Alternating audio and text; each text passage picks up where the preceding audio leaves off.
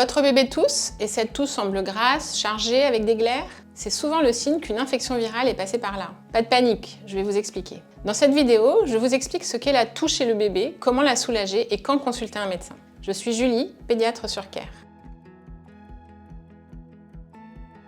La toux grasse, ça impressionne au premier abord, mais dans la grande majorité des cas, le corps du bébé sait très bien gérer. La toux, c'est d'abord un signal, pas une maladie en soi, mais un symptôme. Le corps du bébé évacue le microbe pris dans le mucus présent dans les bronches ou dans la gorge. C'est son mécanisme naturel de défense. La toux survient souvent après une infection virale, une rhinopharyngite, une bronchite. Comment la reconnaître ? Elle s'accompagne de glaires, d'expectoration et parfois de vomissements glaireux. Elle est souvent précédée d'une toux sèche, et elle s'accentue la nuit quand le bébé est allongé. D'autres signes peuvent apparaître, un peu de fièvre, le nez qui coule, de la fatigue, un peu moins d'appétit. Un point essentiel à retenir, aucun sirop n'est nécessaire pour les enfants qui toussent. Chez les bébés de moins de 2 ans, les sirops antitussifs et les fluidifiants bronchiques sont même déconseillés.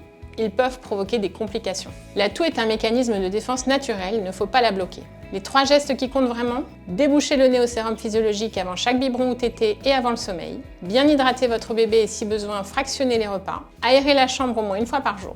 Consultez un médecin si votre bébé a moins de 3 mois, si la toux dure plus d'1 semaine, s'il a de la fièvre persistante ou s'il mange peu ou semble fatigué. La toux grasse chez le bébé, ça prend un peu de temps à partir, mais avec les bons gestes, ça se résout très bien dans la grande majorité des cas.